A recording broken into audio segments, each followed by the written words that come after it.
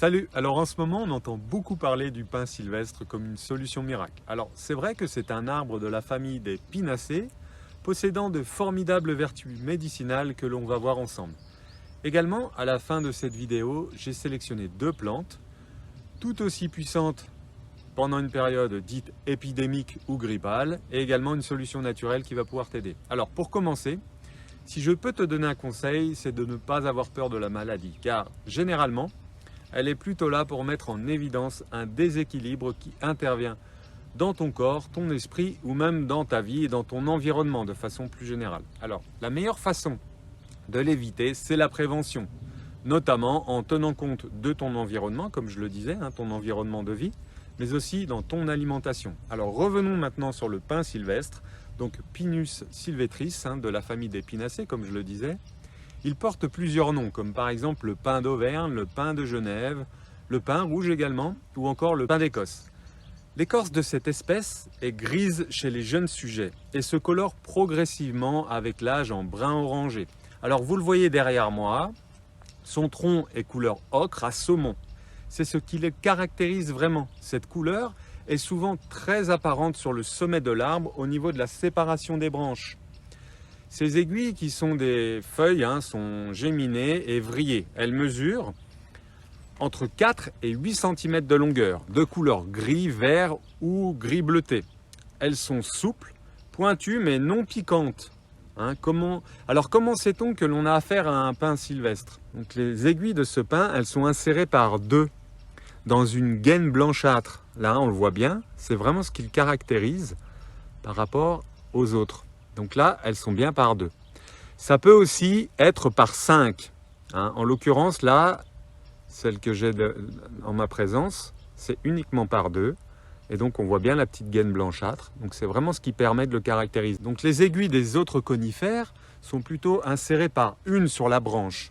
Une exception cependant, c'est le mélèze, dont les aiguilles sont plutôt insérées par touffes. Et là, on ne parle plus de 2 ou 5, mais plutôt de 35 à 40 aiguilles parfois. Donc aucun risque de confusion. La période hivernale nous offre aussi un repère parce que le mélèze perd ses aiguilles en hiver. Alors, si vous avez peur de vous intoxiquer, je tenais à vous rassurer tout de suite, aucun pin n'est toxique. Si vous vous trompez de pin, vous risquez seulement une variation de saveur. Alors, de plus, en infusion, le risque est moindre que si vous le mangez, comme je le fais avec l'épicéa ou le sapin assez régulièrement. Cependant, il se pourrait quand même que vous confondiez avec l'if, qui, lui, fait partie de la famille des Taxacea et non des pinacées. Il est symbole de l'immortalité et de la longévité. C'est assez déconcertant quand on sait qu'il est hautement toxique à la consommation, hormis la chair de ses fruits, qu'on appelle les aris rouges.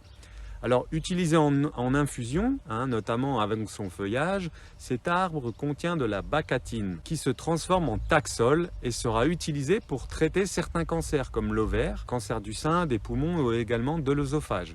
Dans les années 60, il suffisait de couper 12 000 arbres, c'était énorme, pour fabriquer 2 kg de taxol. Voilà pour ce qu'il en était de l'if. Alors revenons maintenant à notre pin sylvestre, puisque si vous cueillez uniquement sur des sujets dont les aiguilles sont insérées par 2, vous n'avez aucun risque de faire d'erreur, car celles de l'if ne sont pas groupées.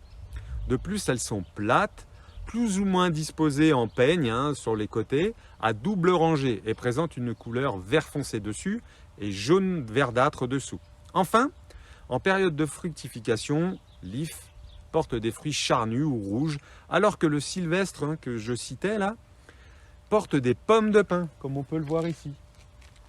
Ces bourgeons et ces aiguilles de pin, du pin sylvestre, ont des propriétés antitoussives et expectorantes. Sous forme d'infusion, ils sont donc recommandés dans la prise en charge de la bronchite chronique, bronchite chronique, et également la toux, des laryngites notamment. Alors le pin sylvestre, il entre aussi dans la composition de bains et de cataplasmes contre les rhumatismes. Également les éruptions cutanées et les ulcères. La résine de pin est utilisée sous forme de pansement destiné aux soins des rhumatismes, des contusions également et des engelures. Alors une fois distillée en essence de térébenthine, elle serait très efficace en application locale contre les douleurs rhumatismales. Elle stimulerait en effet la circulation sanguine et aurait une action anti-inflammatoire. Ce qui nous intéresse, donc les feuilles, également appelées les épines, en infusion seront une bonne cure de prévention, notamment pour les grippes. Tu l'auras compris, et afin d'être sûr de reconnaître le pin sylvestre, il te suffit d'identifier l'écorce et le tronc ocre saumoné, ainsi que ses aiguilles insérées par deux, comme je te l'ai démontré. Alors, utiliser cet arbre au niveau médicinal et en prévention, c'est bien.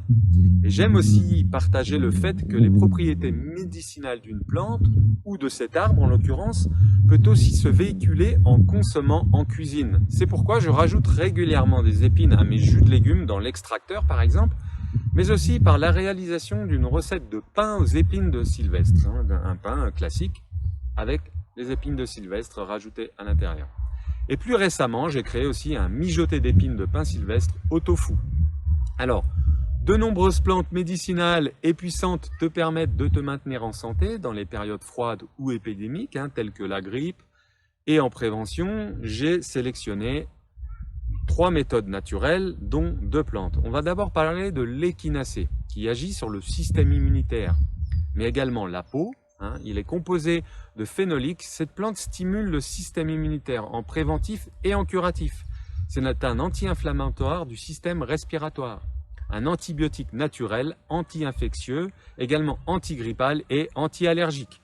On aura aussi le laurier noble. Le laurier noble, aussi appelé laurier sauce, c'est celui que tu utilises en cuisine.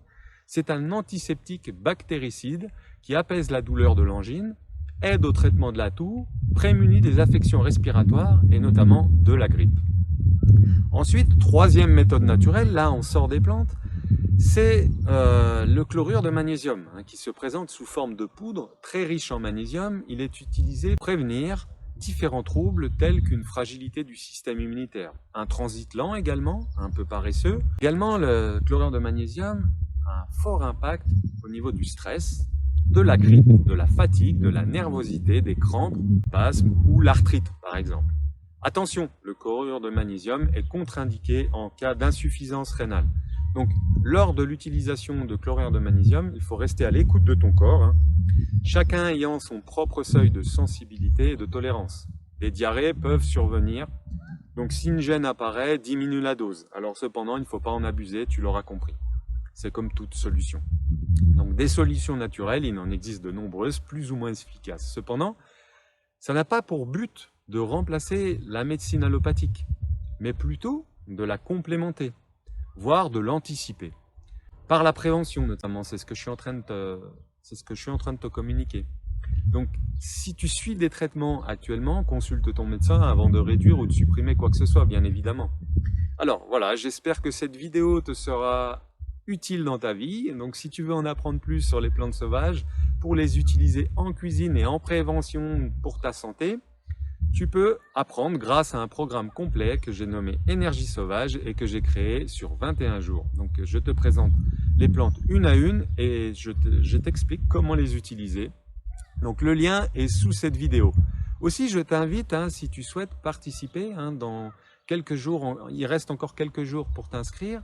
Je vais présenter 5 capsules sur la santé qui démarrent le 20 août et je te parlerai du lien étroit entre l'alimentation et la santé, mais aussi pourquoi le déclenchement et les désordres de la santé apparaît et comment l'éviter. Voilà, je te souhaite une magnifique journée, je te dis à bientôt.